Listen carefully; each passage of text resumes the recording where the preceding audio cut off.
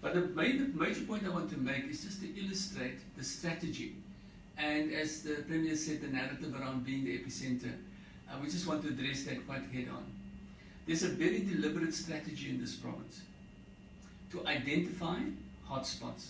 This is part of the strategy, is to see where are cases, but not just accept a case where it is. What is the linked cases to that case?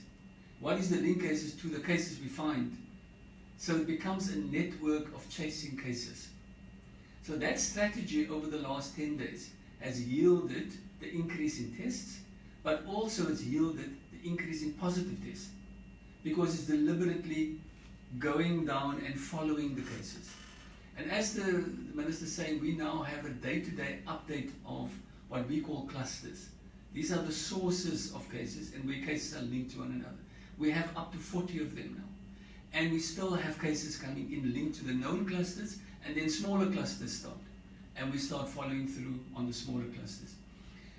What happens is that those cases that is linked to these clusters, people live in the specific geographic areas, which makes geographic areas then hotspots. Because people get the case, go back to where they live, and that's the geographic area. So I can report, we also have a functionality, and if you go on the dashboard, you can actually do that. If you play around a little bit with what the functionality we've given, you can check the last 7 days. And then it will tell you exactly what has happened over the last 7 days. You can play with any timeline on that to see. But what we do is we use the last 7 days. And in the last 7 days, we're tracking how many cases there has been in every sub-district in this province. That gives us an indication. At the moment, I can confirm that in the metro, most of the sub-districts in the metro has had significant cases in the last 7 days. There are some that has more than others.